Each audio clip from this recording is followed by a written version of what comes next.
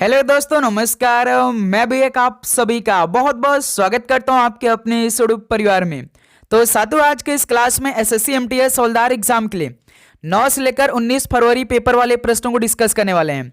तो जैसा कि एसएससी एमटीएस हवलदार एग्जाम के दूसरे पेज का पेपर कल 9 फरवरी से लेकर 19 फरवरी तक होने वाले हैं, तो आज के इस क्लास में मोस्ट इंपॉर्टेंट पूरे 135 प्रश्नों को डिस्कस करने वाले हैं।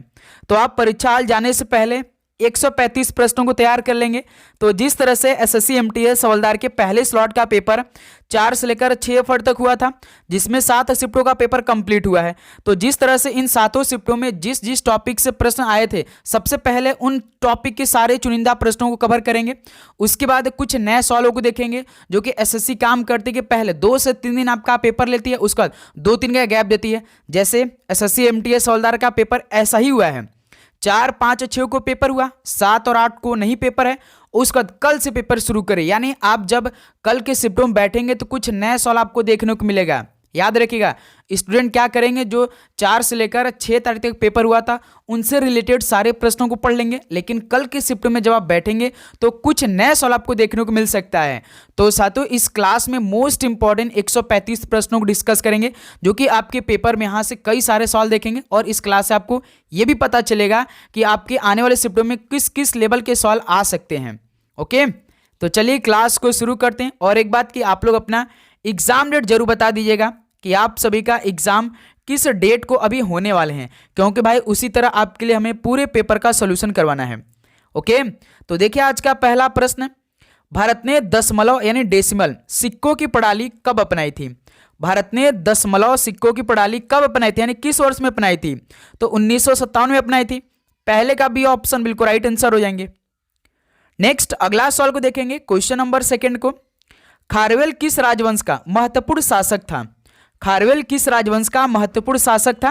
तो ये चेदी राजवंश का महत्वपूर्ण शासक था जो खारवेल था। ऑप्शन ए बिल्कुल राइट आंसर है।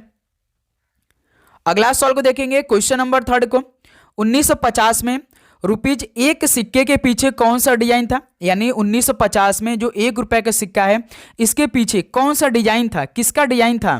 तो मक्का का दाने का डिजाइन था। सी ऑप्शन राइट आंसर हो जाएंगे। नेक्स्ट अगला सवाल को देखेंगे, क्वेश्चन नंबर 4 को, प्रथम विश्व युद्ध जो कि 1914 में शुरू हुआ था और 1918 में समाप्त हुआ था, इसकी शुरुआत किस घटना कारण हुई थी?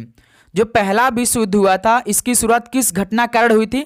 तो इसकी शुरुआत ऑस्ट्रिया के राजकुमार फर्डिनेंड की हत्या कारण हुई थी। ऑप्शन ए बिल्कुल राइट आंसर हो जाएंगे। नेक्स्ट अगला सवाल को देखेंगे, क्वेश्चन नंबर 5 को, दिल्ली सल्तनत में तुर्कान चहलगानी यानी 40 गुलामों का दल का गठन किसने किया था? दिल्ली सल्तनत में तुर्कान चहलगानी यानी 40 गुलामों का दल का गठन किसने किया था? तो इल्तुतमिश ने किया था। सी ऑप्शन राइट आंसर हो जाएंगे। अगला सवाल को देखेंगे, तो साथियों आगे बढ़ने से पहले आप सभी को ये पेपर में छपने वाला प्रश्न पढ़ लेना है भाई। जैसे GK GS current affair complete आपको हम देंगे भाई, इसमें आपका इंग्लिश के अलावा मैथ भी मिलेगा आप सभी को, प्लस इसके अलावा रीजनिंग भी मिलेगा। जीके जीएस में आप सभी को हम अलग अलग टॉपिक की तरह, जैसे इकोनॉमिक्स देख रहे हैं कि हर शिफ्ट में लगभग 4 से 5 सवाल पूछ रही है। उसके बाद हिस्ट्री से लगभग भाई 4 से 5 सवाल एक शिफ्ट में आ रही है, और करंट अफेयर से लगभग 2 से 3 सवाल हर शिफ्ट में देखने को मिले। तो साथ ही हम आप सभी को पूरा पेपर में छपने वाला प्रश्न दे रहे हैं मात्र 50 रुपीज़ में। मात्र 50 रुपीज़ में आप सभी को इस नंबर मैसेज करना है।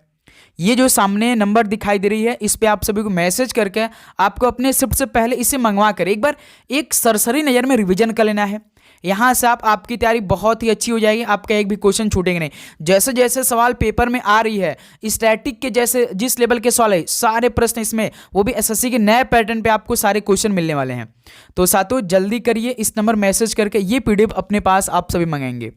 ओके, देखिए अगला सवाल को, निम्नलिखित में से किस जनगणना में भारत में ऋणात्मक जनसंख्या वृद्धि दर्ज की गई? किस जनगणना में भारत में ऋणात्मक जनसंख्या वृद्धि दर्ज की गई थी? तो 1921 में। ऑप्शन ए राइट आंसर है। अगला सवाल को देखेंगे, क्वेश्चन नंबर 7 को, निम्नलिखित में से कौन भारत में विधानसभा के पीठासीन अधिकारी का चुनाव करता है? भारत में विधानसभा के पीठासीन अधिकारी का चुनाव कौन करता है? तो विधानसभा के सदस्य करते हैं। सी ऑप्शन राइट आंसर है। नेक्स्ट अगला सवाल को देखेंगे, क्वेश्चन नंबर 8 को, वर्ष 1756 में अलीवर्दी खान की मृत्यु के बाद बंगाल के नवाब कौन बने थे? वर्ष 1756 में अलीवर्दी खान की मृत्यु के बाद बंगाल के नवाब कौन बने थे? तो सिराजुद्दौला बने थे। डी ऑप्शन राइट आंसर हो जाएंगे। अगला सवाल को देखेंगे, क्वेश्चन नंबर 9 को। निम्नलिखित में से कौन सा शिखर भारत में स्थित नहीं है? इनमें से कौन सा शिखर है जो कि भारत में स्थित नहीं है? तो याद रखिएगा धौलागिरी, ये भारत में स्थित नहीं है। डी ऑप्शन बिल्कुल राइट आंसर है। ये कहां पर स्थित है धौलागिरी? तो ये नेपाल में स्थित है। ओके, अगला सवाल को देखिए, क्वेश्चन नंबर 10 को। भारतीय संविधान में 11वां मौलिक कर्तव्य 86वें संशोधन अधिनियम द्वारा किस वर्ष में शामिल किया गया था? भारतीय संविधान में 11वां मौलिक कर्तव्य 86वें संशोधन अधिनियम द्वारा किस वर्ष में शामिल किया गया था? तो ये 2002 में शामिल किया गया था। ऑप्शन ए राइट आंसर हो जाएंगे। देखिए सवालों को हम थोड़ा स्पीड में लेकर चलेंगे भाई, क्योंकि हमें पूरे 135 सवालों को देखना है। हमें कम समय में अधिक से अधिक क्वेश्चनों को तैयार करना है। ओके, 1946 के नौसेना विद्रोह, इसकी शुरुआत किस जहाज के सैनिकों द्वारा की गई थी? ये भी मोस्ट इंपॉर्टेंट सवाल बनेंगे। 1946 के नौसेना विद्रोह की शुरुआत किस जहाज के सैनिकों द्वारा की गई थी? तो INS तलवार से शुरुआत की गई थी। ऑप्शन बी बिल्कुल राइट आंसर हो जाएंगे। अगला सवाल को देखेंगे, क्वेश्चन नंबर 12 को। किसको कुचिपुड़ी नृत्य के क्षेत्र में उनके योगदान के लिए 1970 में पद्मश्री से सम्मानित किया गया था? किसको कुचिपुड़ी नृत्य के क्षेत्र में उनके योगदान के लिए 1970 में पद्मश्री से सम्मानित किया गया था? तो वी सत्यनारायण शर्मा को। बी ऑप्शन बिल्कुल राइट आंसर हो जाएंगे। नेक्स्ट अगला सवाल को देखेंगे, क्वेश्चन नंबर 13 को। निम्नलिखित में से कौन सा लौह एवं इस्पात संयंत्र झारखंड में स्थित है? इनमें से कौन सा लौह एवं इस्पात संयंत्र झारखंड में स्थित है? तो बोकारो है, ये झारखंड में स्थित है। ऑप्शन है बिल्कुल राइट आंसर हो जाएंगे। तो साथियों हम आप सभी से प्लीज रिक्वेस्ट करेंगे कि जो लास्ट के हम लोग 50 से लेकर 135 क्वेश्चन देखेंगे, आप इसे बिल्कुल भी मिस नहीं करेंगे भाई। आप जरूर 50 से लेकर 135 क्वेश्चन को जरूर देखेंगे भाई। ओके, अगस्त 1765 में निम्नलिखित में से किसने अवध के नवाब और मुगल सम्राट शाह आलम द्वितीय के साथ इलाहाबाद की संधि पर हस्ताक्षर किए थे?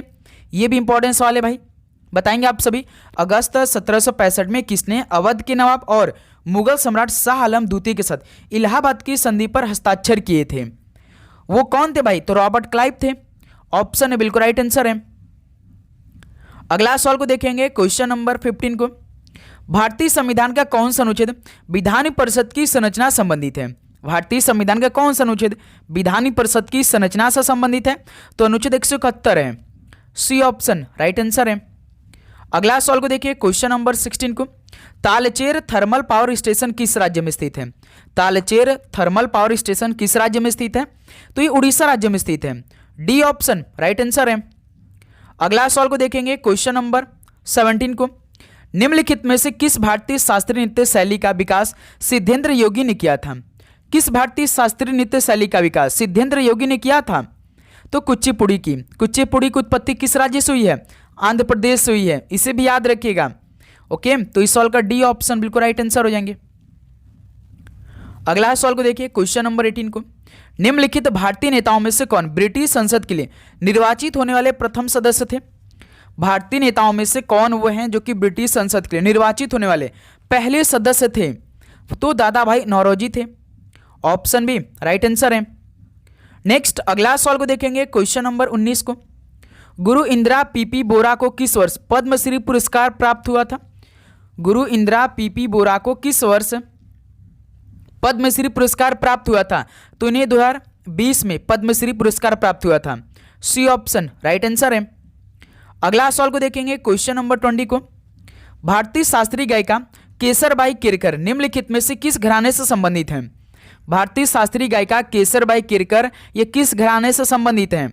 तो ये जयपुर अतरौली घराने से संबंधित हैं। ऑप्शन बी बिल्कुल राइट आंसर है। अगला सवाल को देखेंगे, क्वेश्चन नंबर 21 को।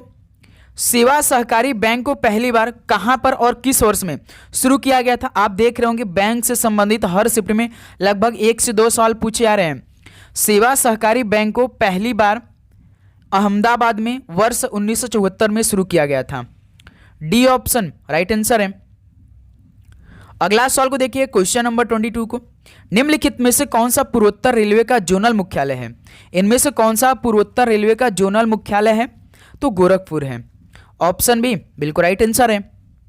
नेक्स्ट अगला सवाल को देखिए, क्वेश्चन नंबर 23 को। आनंद पैगोड़ा भारत के किस पड़ोसी देश का प्रसिद्ध त्यौहार है? आनंद पैगोड़ा भारत के किस पड़ोसी देश का यह प्रसिद्ध त्यौहार है? तो ये म्यांमार का है आनंद पैगोड़ा। सी ऑप्शन बिल्कुल राइट आंसर है। अगला सवाल को देखिए, क्वेश्चन नंबर 24 को। निम्नलिखित में से किस प्रधानमंत्री के नेतृत्व में मौलिक कर्तव्यों को भारतीय संविधान में शामिल किया गया था? बताइएगा, किस प्रधानमंत्री के नेतृत्व में मौलिक कर्तव्यों को भारतीय संविधान में शामिल किया गया था? तो इंदिरा गांधी के समय में। ऑप्शन ए बिल्कुल राइट आंसर है। अगला सवाल को देखिए, क्वेश्चन नंबर 25 को। काकरापार परमाणु ऊर्जा संयंत्र किस राज्य में स्थित है? काकरापार परमाणु ऊर्जा संयंत्र किस राज्य में स्थित है? तो ये गुजरात राज्य में स्थित है। ऑप्शन बी राइट आंसर है। अगला सवाल को देखिए, क्वेश्चन नंबर 26 को। दिल्ली सल्तनत के किस सुल्तान ने इक्ता प्रथा की औपचारिक शुरुआत की थी? दिल्ली सल्तनत के किस सुल्तान ने इक्ता प्रथा की औपचारिक शुरुआत किया था? तो इल्तुतमिश ने शुरू की थी इक्ता प्रथा। ऑप्शन बी राइट आंसर है। अगला सवाल को देखिए, क्वेश्चन नंबर 27 को। अशोक के कितने स्तंभ शिलालेख या प्रमुख स्तंभ शिलालेख पाए जाते हैं? अशोक के कितने स्तंभ शिलालेख या प्रमुख स्तंभ शिलालेख पाए जाते हैं? टोटल 7 प्रमुख स्तंभ शिलालेख पाए जाते हैं अशोक के। डी ऑप्शन राइट आंसर हो जाएंगे। अगला सवाल को देखिए, क्वेश्चन नंबर 28 को। भारत में ओक और चेस्टनट के पेड़ किस प्रकार के वन में पाए जाते हैं? भारत में ओक और चेस्टनट के पेड़ किस प्रकार के वन में पाए जाते हैं? तो पर्वतीय वन में पाए जाते हैं। सी ऑप्शन राइट आंसर है। अगला सवाल को देखिए, क्वेश्चन नंबर 29 को। त्रिक आबंध वाली 4 कार्बन श्रृंखला को क्या कहा जाता है? त्रिक आबंध वाली 4 कार्बन श्रृंखला को क्या कहा जाता है? तो ब्यूटाइन कहते हैं। सी ऑप्शन राइट आंसर है। अगला सवाल को देखिए, क्वेश्चन नंबर 30 को। पद्म सुब्रमण्यम किस नृत्य शैली से जुड़ी हैं?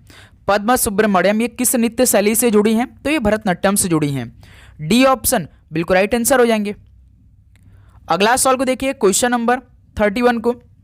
भारतीय संविधान के अनुच्छेद 280 के अनुसार प्रत्येक कितने वर्ष के लिए वित्त आयोग नियुक्त किया जाना आवश्यक है? भारतीय संविधान के अनुच्छेद 280 के अनुसार प्रत्येक कितने वर्ष के लिए वित्त आयोग नियुक्त किया जाना आवश्यक होते हैं? तो पूरे 5 वर्ष के लिए। ऑप्शन ए राइट आंसर हो जाएंगे। अगला सवाल को देखिए, क्वेश्चन नंबर 32 को। भारत में अंतिम मुगल सम्राट कौन था? भारत में अंतिम मुगल सम्राट कौन था? उसका नाम क्या था? बताएंगे आप सभी। कौन था भाई? बहादुर शाह द्वितीय था। डी ऑप्शन बिल्कुल राइट आंसर हो जाएंगे। नेक्स्ट अगला सवाल को देखिए, क्वेश्चन नंबर 33 को। ए हिस्ट्री ऑफ ब्रिटिश इंडिया पुस्तक किसने लिखी? ए हिस्ट्री ऑफ ब्रिटिश इंडिया पुस्तक को किसने लिखी है? तो जेम्स मिल ने लिखी है। सी ऑप्शन राइट आंसर है। अगला सवाल को देखिए, क्वेश्चन नंबर 34 को। संविधान के अंगीकरण के समय इसमें 395 अनुच्छेद थे और कितनी अनुसूचियां थी? संविधान के अंगीकरण के समय इसमें 395 अनुच्छेद थी और अनुसूचियां कितनी थी? तो 8 केवल अनुसूचियां थी। तो ऑप्शन इस सवाल का राइट आंसर हो जाएंगे। चलिए अगला सवाल को देखिए, क्वेश्चन नंबर 35 को। लोकपाल या लोकायुक्त जैसी व्यवस्था सबसे पहले निम्नलिखित में से किस देश में बनाई गई थी? लोकपाल या लोकायुक्त जैसी व्यवस्था सबसे पहले किस देश में बनाई गई थी? तो ये स्वीडन देश में बनाई गई थी। सी ऑप्शन राइट आंसर हो जाएंगे। अगला सवाल को देखिए, क्वेश्चन नंबर 36। भारत सरकार द्वारा पंडित दीनदयाल उपाध्याय ग्रामीण कौशल योजना की घोषणा किस वर्ष की गई थी? भारत सरकार द्वारा पंडित दीनदयाल उपाध्याय ग्रामीण कौशल योजना की घोषणा किस वर्ष किया गया था? तो 2014 में की गई थी। ऑप्शन बी बिल्कुल राइट आंसर हो जाएंगे। नेक्स्ट अगला सवाल को देखिए, क्वेश्चन नंबर 37 को। वर्ष 1928 में हिंदुस्तान सोशलिस्ट रिपब्लिकन एसोसिएशन की स्थापना कहाँ हुई थी? वर्ष 1928 में हिंदुस्तान सोशलिस्ट रिपब्लिकन एसोसिएशन की स्थापना कहाँ पर की गई थी? तो दिल्ली शहर में की गई थी। डी ऑप्शन बिल्कुल राइट आंसर है। अगला सवाल को देखिए, क्वेश्चन नंबर 38 को। मकर संक्रांति के अवसर पर सबरीमाला मंदिर कौन सा त्यौहार मनाया जाता है? यानी मकर संक्रांति के अवसर पर सबरीमाला मंदिर में कौन सा त्यौहार मनाया जाता है? तो मकर बिलक्कू त्यौहार मनाया जाता है। डी ऑप्शन बिल्कुल राइट आंसर हो जाएंगे।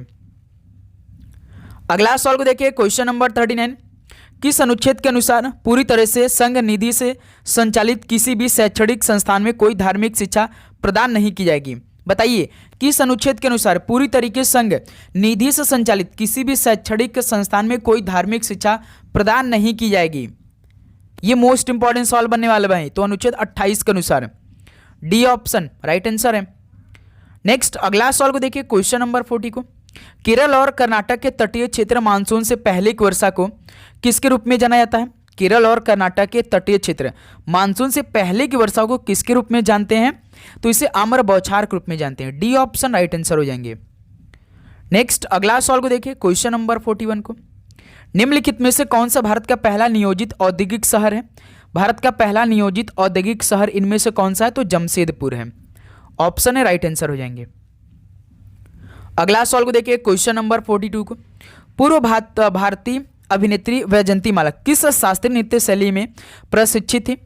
पूर्व भारतीय अभिनेत्री वैजयंतीमाला किस शास्त्रीय नृत्य शैली में ये प्रशिक्षित थी? तो ये भरतनाट्यम प्रशिक्षित थी।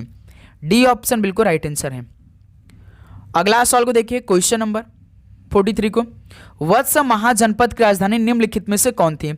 वत्स महाजनपद की राजधानी इनमें से कौन थी? तो कौशाम्बी थी। बी ऑप्शन राइट आंसर हो जाएंगे। अगला सवाल को देखिए, क्वेश्चन नंबर 44 को, प्राचीन संस्कृत ग्रंथों से शिक्षा प्रदान करने के लिए बनारस हिंदू कॉलेज की स्थापना निम्नलिखित में से किस वर्ष की गई थी? प्राचीन संस्कृत ग्रंथों से शिक्षा प्रदान के लिए बनारस हिंदू कॉलेज की स्थापना किस वर्ष की गई थी? तो 1791 में की गई थी। ऑप्शन भी बिल्कुल राइट आंसर हो जाएंगे। अगला सवाल को देखिए, क्वेश्चन नंबर 45 को, केंद्रक के भीतर किस संरचना में डीएनए के रूप में आनुवांशिक सूचना होती है?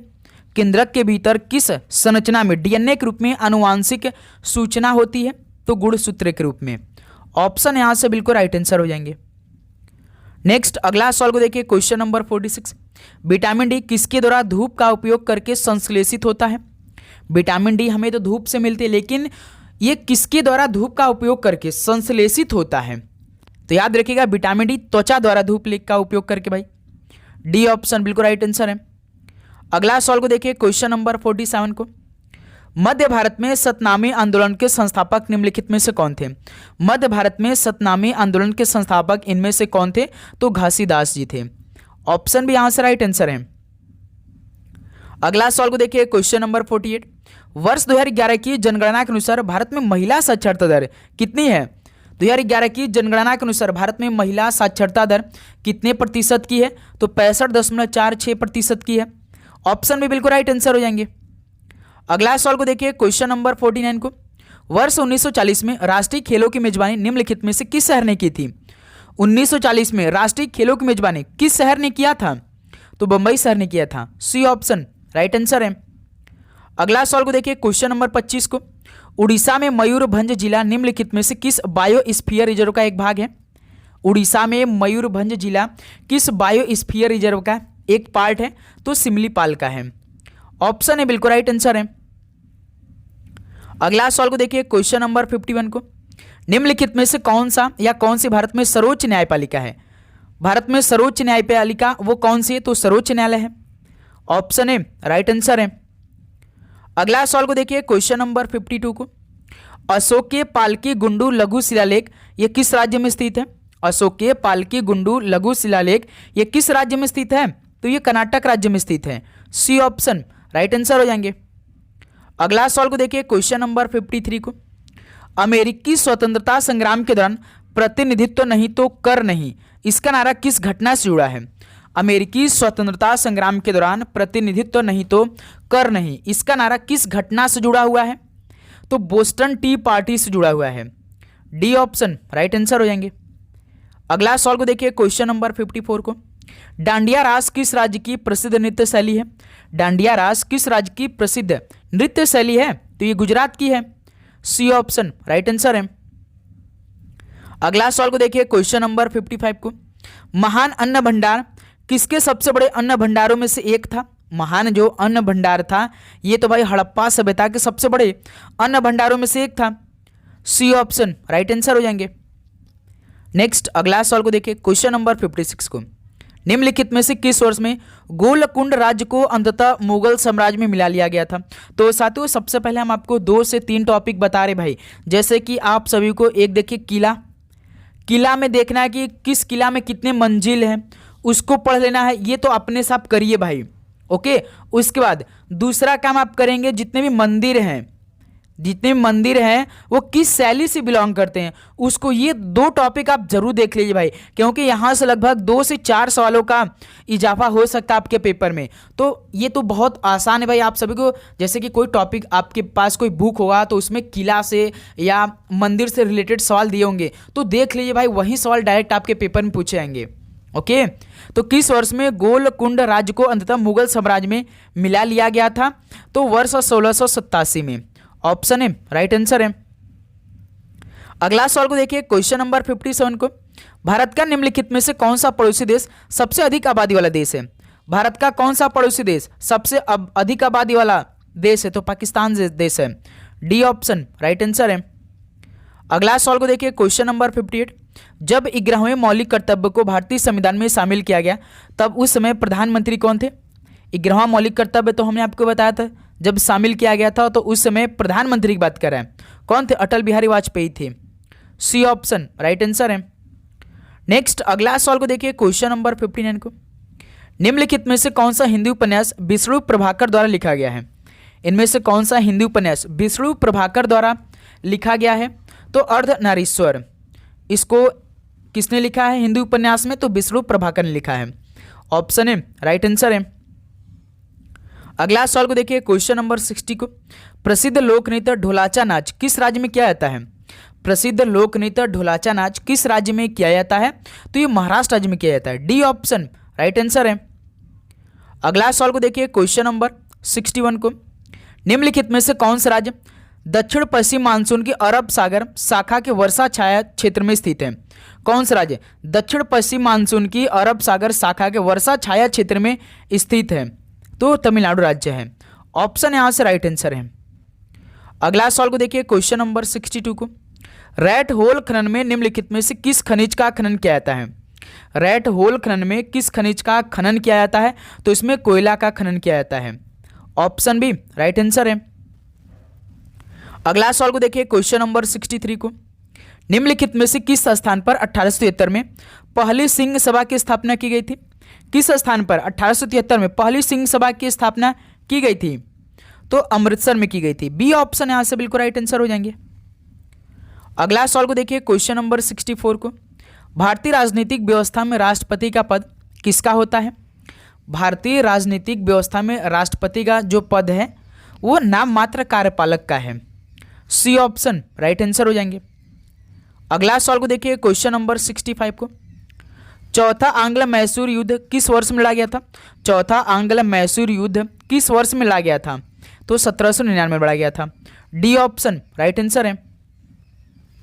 अगला सवाल को देखिए, क्वेश्चन नंबर 66 को, मेगालिथ का शाब्दिक अर्थ क्या होता है? जो मेगालिथ शब्द है इसका शाब्दिक अर्थ क्या होता है? तो एक विशाल पत्थर होता है। ऑप्शन है राइट आंसर है। ओके, चलिए भाई आप लोग अपना एग्जाम डेट जरूर बताएंगे कमेंट सेक्शन में। पश्चिम मध्य रेलवे जोन का मुख्यालय कहाँ पर है? पश्चिम मध्य रेलवे जोन का मुख्यालय कहाँ पर है? तो जबलपुर में है। सी ऑप्शन राइट आंसर हो जाएंगे। अगला सवाल को देखिए, क्वेश्चन नंबर 68 को, चैत्र माह में निम्नलिखित में से कौन सा त्यौहार मनाया जाता है? चैत्र महीने में कौन सा त्यौहार मनाया जाता है? तो रामनवमी मनाया जाता है। ऑप्शन है बिल्कुल राइट आंसर हो जाएंगे। अगला सवाल को देखिए, क्वेश्चन नंबर 69 को, विजयनगर साम्राज्य के किस शासक ने तेलुगु साहित्य की प्रसिद्ध रचना अमुक्त माल्यद लिखी थी? बताइए, विजयनगर साम्राज्य के किस शासक ने तेलुगु साहित्य की प्रसिद्ध रचना अमुक्त माल्यद लिखी थी? तो भाई कृष्णदेवराय ने लिखी थी। बी ऑप्शन राइट आंसर हो जाएंगे। अगला सवाल को देखिए, क्वेश्चन नंबर 70 को, भारत के किस भौगोलिक भूभाग में लेटराइट मिट्टी पाई जाती है जो रोपण फसलों के लिए उपयुक्त होती है? भारत के किस भौगोलिक भूभाग में लेटराइट मिट्टी पाई जाती है जो कि रोपण फसलों के लिए उपयुक्त होती है? तो ये पश्चिमी घाट में पाई जाती है। ऑप्शन है राइट आंसर है। ओके, अगला सवाल को देखिए, क्वेश्चन नंबर 71 को, श्री महिला सेवा सहकारी बैंक की स्थापना किस वर्ष में हुई थी? श्री महिला सेवा सहकारी बैंक की स्थापना किस वर्ष में हुई थी? तो 1974 में हुई थी। बी ऑप्शन बिल्कुल राइट आंसर हो जाएंगे। नेक्स्ट अगला सवाल को देखिए, क्वेश्चन नंबर 72 को, शास्त्रीय नृत्य शैलियों में से एक कथकली मुख्य रूप से भारत के किस राज्य में किया जाता है? शास्त्रीय नृत्य शैलियों में से एक कथकली मुख्य रूप से भारत के किस राज्य में किया जाता है? तो भाई केरल में किया जाता है Kathakali. C option right answer है। अगला सवाल को देखिए, क्वेश्चन नंबर 73 को, ब्रिटिश कब्जे से भारत को आजाद कराने के लिए काम करने हेतु इंडियन हाउस की स्थापना कहाँ की गई थी? ब्रिटिश कब्जे से भारत को आजाद कराने के लिए काम करने हेतु इंडियन हाउस की स्थापना कहाँ पर की गई थी? तो लंदन में की गई थी। ऑप्शन बी राइट आंसर हो जाएंगे। अगला सवाल को देखिए, क्वेश्चन नंबर 74 को, धार्मिक त्योहार ईस्टर किस समुदाय द्वारा मनाया जाता है? धार्मिक त्योहार ईस्टर किस समुदाय द्वारा मनाया जाता है? तो ईसाई समुदाय द्वारा मनाया जाता है जो धार्मिक त्योहार ईस्टर है। बी ऑप्शन राइट आंसर है। अगला सवाल को देखिए, क्वेश्चन नंबर 75 को, भारतीय संविधान के निम्नलिखित में से कौन सी विशेषता 97वें संवैधानिक संशोधन अधिनियम द्वारा शामिल की गई है? भारतीय संविधान की कौन सी विशेषता 97वें संवैधानिक संशोधन अधिनियम द्वारा शामिल की गई है? तो भाई सहकारी समितियां को। सी ऑप्शन राइट आंसर है। अगला सवाल को देखिए, क्वेश्चन नंबर 76, संगम कवियों ने ग्रंथों की रचना के लिए निम्नलिखित में से किस भाषा का उपयोग किया था? संगम कवियों ने ग्रंथों की रचना के लिए किस भाषा का उपयोग किया था? तो भाई तमिल भाषा का उपयोग किया था। बी ऑप्शन बिल्कुल राइट आंसर हो जाएंगे। अगला सवाल को देखिए, क्वेश्चन नंबर 77 को, निम्नलिखित में से कौन बुद्ध के समकालीन थे लेकिन उन्हें धर्म का प्रथम संस्थापक नहीं माना जाता है? बुद्ध के समकालीन कौन थे लेकिन उन्हें धर्म का प्रथम संस्थापक नहीं माना जाता है? तो महावीर स्वामी जी थे। सी ऑप्शन राइट आंसर है। अगला सवाल को देखिए, क्वेश्चन नंबर 78, चोल प्रशासन की सबसे उल्लेखनीय विशेषता क्या थी? चोल प्रशासन की सबसे उल्लेखनीय विशेषता इनमें से क्या थी? तो स्थानीय ग्रामीण स्वशासन थी। ऑप्शन यहां से बिल्कुल राइट आंसर हो जाएंगे। अगला सवाल को देखिए, क्वेश्चन नंबर 79 को, उत्तर पश्चिम भारत में महावत शब्द किस ऋतु से संबंधित है? उत्तर पश्चिम भारत में महावत शब्द किस ऋतु से संबंधित है? तो ये शीतकालीन वर्षा संबंधित है। ऑप्शन यहां से बिल्कुल राइट आंसर है। अगला सवाल को देखिए, क्वेश्चन नंबर 80, अंग्रेजी उपन्यास मॉर्निंग फेस किसके द्वारा लिखा गया है? जो अंग्रेजी उपन्यास है मॉर्निंग फेस किसके द्वारा लिखा गया है? तो ये मुल्कराज आनंद के द्वारा लिखा गया है morning face. B option right answer है। अगला सवाल देखिए, क्वेश्चन नंबर 81, केलुचरण महापात्र निम्नलिखित में से किस नृत्य से जुड़े हैं? केलुचरण महापात्र ये किस नृत्य से जुड़े हैं? तो ये उड़ीसी नृत्य से जुड़े हैं। बी ऑप्शन बिल्कुल राइट आंसर हो जाएंगे। अगला सवाल को देखिए, क्वेश्चन नंबर 82, ब्रह्म समाज हिंदू धर्म के भीतर आस्तिक आंदोलन राजा राम मोहन राय द्वारा किस वर्ष में स्थापित की गई थी? बताएंगे आप सभी। ब्रह्म समाज की स्थापना कब की गई थी? राजा राम मोहन राय जी के द्वारा। तो 1828 में की गई थी। डी ऑप्शन राइट आंसर है।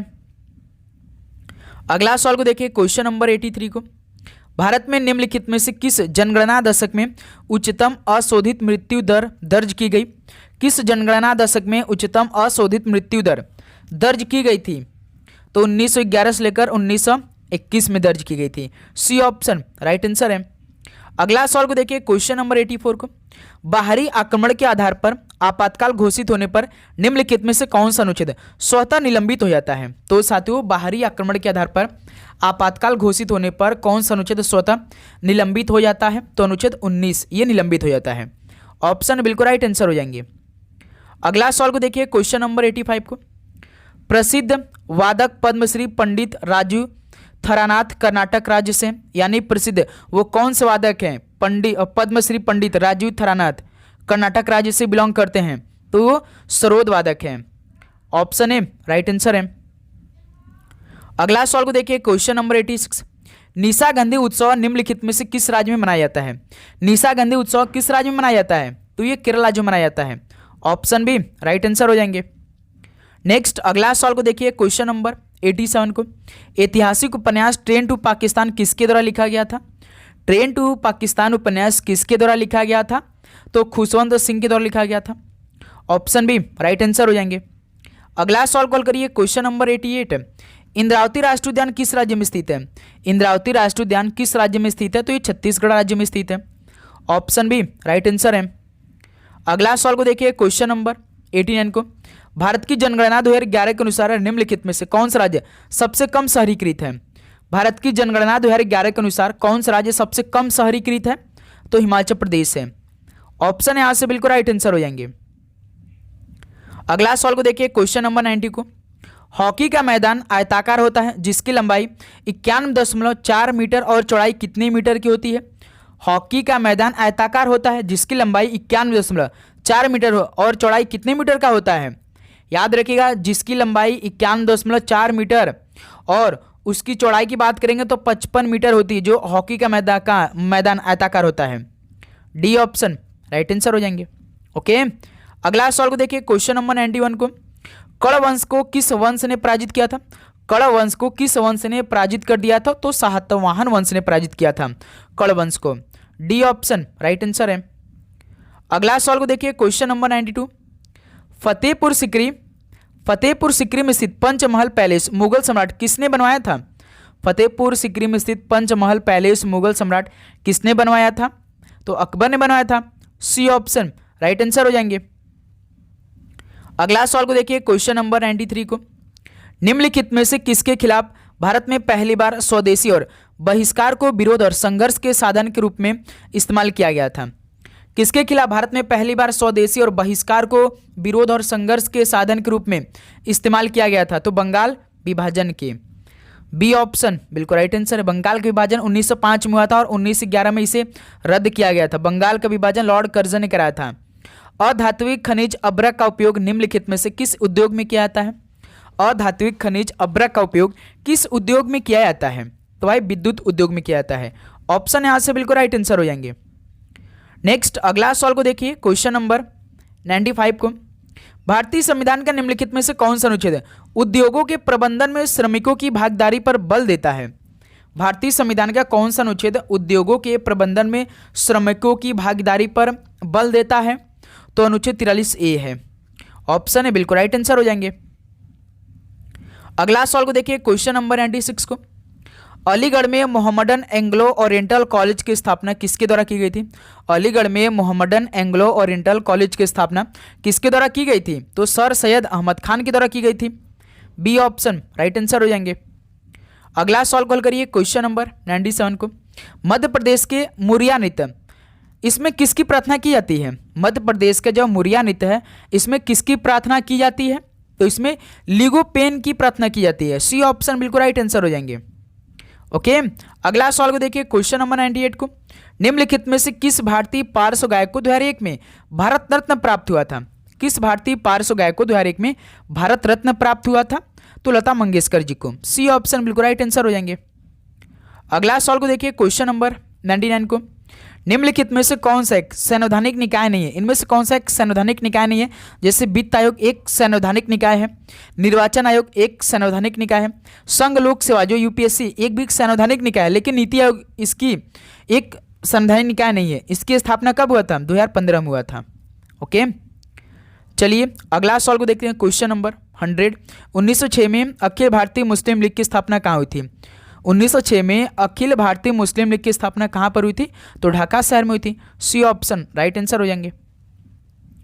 अगला सवाल को देखिए, क्वेश्चन नंबर 101 नंबर, नेपच्यून के अलावा कौन सा ग्रह ब्लू प्लेनेट के रूप में भी जाना जाता है? नेपच्यून के अलावा कौन सा ग्रह ब्लू प्लेनेट के रूप में जाना जाता है? आप सभी को मालूम होगा पृथ्वी नीला ग्रह होता है ना भाई। नेक्स्ट अगला सवाल को देखिए, क्वेश्चन नंबर 102, किसी पिंड का भार न्यूनतम कहां पर होता है? किसी पिंड का जो भार होता है वो मिनिमम कहां पर होता है? तो याद रखिए भूमध्य रेखा पर होता है। ऑप्शन यहां से बिल्कुल आपका राइट आंसर हो जाएंगे। नेक्स्ट अगला सवाल को देखिए, क्वेश्चन नंबर 103 को, भारत भूमध्य रेखा से मात्र कितने डिग्री उत्तर में है? भारत भूमध्य रेखा से मात्र कितने डिग्री उत्तर में है? तो केवल 8 डिग्री उत्तर में है। ऑप्शन यहां से बिल्कुल राइट आंसर हो जाएंगे।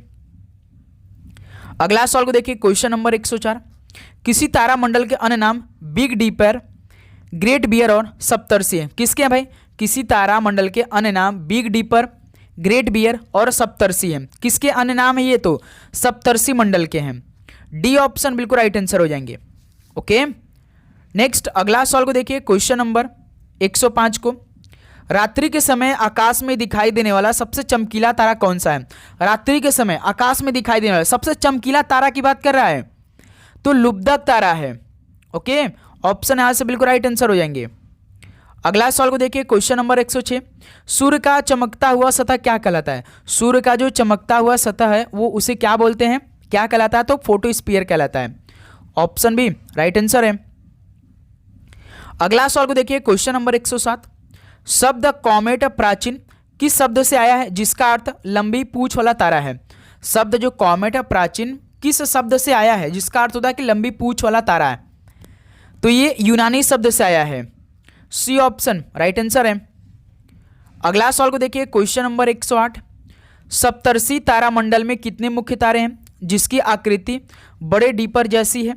सप्तर्षि तारामंडल में कितने मुख्य तारे हैं जिसकी आकृति बड़े डीपर जैसी है? तो भाई 7 तारे हैं। सी ऑप्शन बिल्कुल राइट आंसर है। अगला सवाल को देखिए, क्वेश्चन नंबर 109। वह एकमात्र राष्ट्र कौन सा है जिसे होकर उष्णकटिबंधीय तथा भूमध्य रेखाएं गुजरती है? वह एकमात्र राष्ट्र कौन सा है जिसे होकर उष्णकटिबंधीय तथा भूमध्य रेखाएं गुजरती है?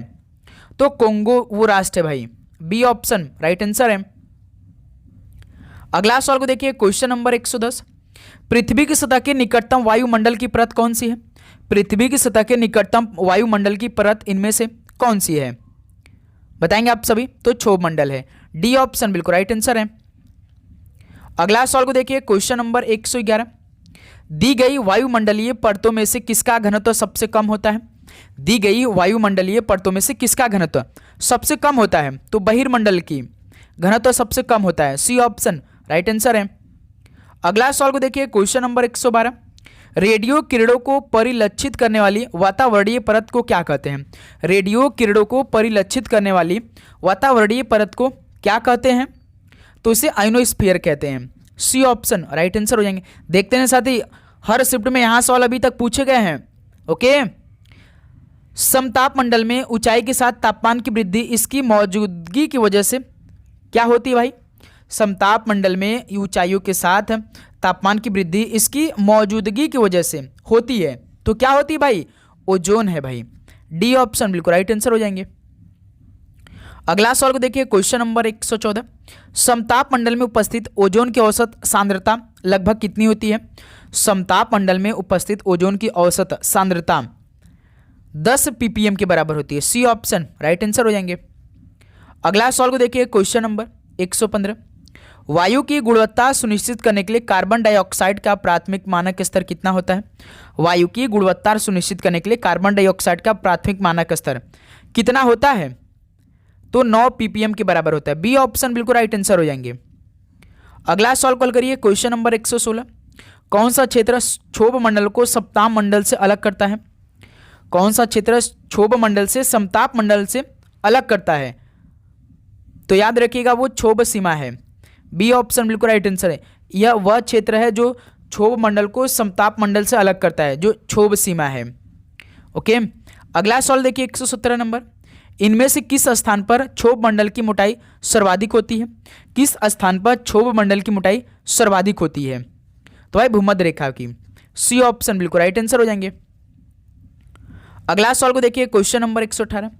इनमें से किस बाघों के अभ्यारण्य यानी टाइगर रिजर्व के लिए जाना जाता है? किसे बाघों के लिए अभ्यारण्य यानी टाइगर रिजर्व के लिए जाना जाता है? तो वो मृदुमलाई है। बी ऑप्शन बिल्कुल राइट आंसर हो जाएंगे। नेक्स्ट अगला सवाल को देखिए, क्वेश्चन नंबर 119 को। निम्नलिखित में से कौन सा world network of biosphere reserve का हिस्सा है? इनमें से कौन सा world network of biosphere reserve का हिस्सा है? तो वो नीलगिरी है। सी ऑप्शन बिल्कुल राइट आंसर है। अगला सवाल को देखिएगा, क्वेश्चन नंबर 120। निम्नलिखित में से कौन सा डिजिटल इंडिया अभियान का आधार है? तो साथियों, डिजिटल इंडिया अभियान का आधार इनमें से कौन सा है? तो भारत नेट परियोजना है। बी ऑप्शन बिल्कुल राइट आंसर हो जाएंगे। ओके, अगला सवाल को देखिए, क्वेश्चन नंबर 121। 1955 में योजना आयोग द्वारा नियुक्त ग्राम और लघु उद्योग से संबंधित समिति को किस नाम से जाना जाता है? 1955 में योजना आयोग द्वारा नियुक्त ग्राम और लघु उद्योगों से संबंधित समिति को किस नाम से जाना जाता है? तो भाई करवे समिति के नाम से जाना जाता है। ऑप्शन ए आप बिल्कुल राइट आंसर हो जाएंगे। अगला सवाल कॉल करिए, क्वेश्चन नंबर 122। किस राज्य सरकार ने निर्माण कुसुम कार्यक्रम शुरू किया है? किस राज्य सरकार ने निर्माण कुसुम कार्यक्रम शुरू किया है? तो भाई उड़ीसा सरकार ने शुरू किया था। डी ऑप्शन बिल्कुल राइट आंसर है। अगला सवाल कॉल करिए, क्वेश्चन नंबर 123। राष्ट्रीय बांस मिशन ये किस मंत्रालय की प्रायोजित योजना है? राष्ट्रीय बांस मिशन ये किस मंत्रालय की प्रायोजित योजना है? तो ये कृषि एवं किसान कल्याण मंत्रालय की प्रायोजित योजना है जो राष्ट्रीय बांस मिशन है। सी ऑप्शन राइट आंसर है। अगला सवाल को देखिए, क्वेश्चन नंबर 124। स्वयं सहायता समूहों के डिजिटलीकरण के एक परियोजना ई शक्ति को किसके द्वारा लॉन्च किया गया था? स्वयं सहायता समूहों के डिजिटलीकरण की एक परियोजना ई शक्ति किसके द्वारा लॉन्च किया गया था? तो ये लॉन्च किया गया था नाबार्ड द्वारा। सी ऑप्शन बिल्कुल राइट आंसर हो जाएंगे। अगला सवाल को देखिए, क्वेश्चन नंबर 125 को, भारत सरकार द्वारा किस वर्ष में हाथी परियोजना का शुभारंभ किया गया था? तो साथियों, भारत सरकार द्वारा वर्ष 1992 में हाथी परियोजना का शुभारंभ किया गया था। सी ऑप्शन राइट आंसर हो जाएंगे। अगला सवाल को देखिए, क्वेश्चन नंबर 126, इनमें से किस राज्य ने 7 स्टार ग्राम पंचायत इंद्रधनुष योजना शुरू की थी? किस राज्य ने 7 स्टार ग्राम पंचायत इंद्रधनुष योजना शुरू की थी? तो हरियाणा सरकार ने शुरू की थी। डी ऑप्शन राइट आंसर है। अगला सवाल को देखिए, क्वेश्चन नंबर 127, दीनदयाल उपाध्याय कौशल योजना ये किसके अंतर्गत आती है? दीनदयाल उपाध्याय कौशल योजना किसके अंतर्गत आती है? तो ये राष्ट्रीय ग्रामीण आजीविका मिशन के अंतर्गत आती है। सी ऑप्शन बिल्कुल राइट आंसर हो जाएंगे। अगला सवाल को देखिए, क्वेश्चन नंबर 128, भारतीय अर्थव्यवस्था को सबसे उचित रूप से अर्थव्यवस्था के रूप में वर्णित किया जा सकता है, यानी भारतीय अर्थव्यवस्था को सबसे उचित रूप से किस अर्थव्यवस्था के रूप में वर्णित किया जा सकता है? तो मिश्रित अर्थव्यवस्था के रूप में वर्णित किया जा सकता है। ऑप्शन इस सवाल का बिल्कुल राइट आंसर हो जाएंगे। अगला सवाल कॉल करेंगे, क्वेश्चन नंबर 129 को, भारत में राष्ट्रीय आय को किसके पदों में मापा जाता है? भारत में राष्ट्रीय आय को किसके पदों में मापा जाता है? तो साधन लागत पर शुद्ध राष्ट्रीय उत्पाद के पदों में मापा जाता है। ऑप्शन बी बिल्कुल राइट आंसर है। अगला सवाल को देखिए, question number 130, net national product यानी एनएनपी क्या होता है? तो साथियों, एनएनपी क्या होता है? तो एनएनपी होता है बराबर जीएनपी माइनस मूल्यह्रास होता है। ये मोस्ट इंपॉर्टेंट सवाल है भाई। एनएनपी क्या होता है? तो जीएनपी माइनस मूल्यह्रास होता है। इसे आप रट लीजिए अभी तुरंत। अगला सवाल को देखिए, क्वेश्चन नंबर 131, भारत सरकार द्वारा रुपए को किस वर्ष अपनाया गया था?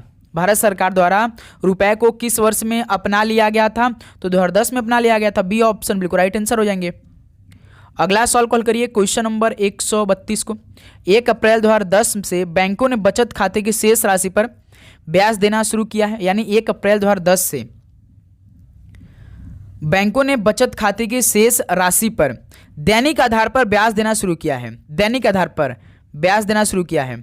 ठीक है। अगला सवाल देखिए, क्वेश्चन नंबर 133, भारतीय संविधान के किस अनुच्छेद के तहत वार्षिक वित्तीय विवरण बजट को संसद के समक्ष प्रस्तुत किया जाता है? भारतीय संविधान के किस अनुच्छेद के तहत वार्षिक वित्तीय विवरण बजट को संसद के समक्ष प्रस्तुत किया गया था? तो अनुच्छेद 112 के तहत। बी ऑप्शन बिल्कुल राइट आंसर हो जाएंगे। नेक्स्ट अगला सवाल को देखिए, क्वेश्चन नंबर 134, भारत में लीड बैंक योजना की सिफारिश किस समिति ने की थी? भारत में लीड बैंक योजना की सिफारिश किस समिति ने की थी? तो गॉडगिल अध्ययन समूह और बैंकर्स समिति ने की थी। सी ऑप्शन बिल्कुल राइट आंसर हो जाएंगे।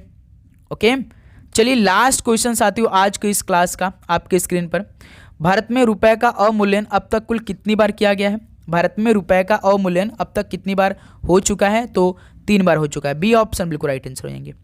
तो साथियों 135 क्वेश्चन ही कंप्लीट हो चुका है। तो साथियों इसके बाद एक और क्लास आपको हम करीबन 10 बजे देंगे, तो उसको भी आप जरूर ज्वाइन कर लीजिएगा। ओके, तो चलिए इस क्लास को यहीं पर समाप्त करते हैं। यदि आपको सेशन अच्छा लगा हो तो लाइक जरूर करिएगा और आप लोग अपना एग्जाम डेट जरूर बता देगा और चैनल को सब्सक्राइब करके नोटिफिकेशन को ऑन कर लेंगे। ओके, तो सभी को जय हिंद, जय भारत, पढ़ाई करते रहिए। ऑल द वेरी बेस्ट, धन्यवाद।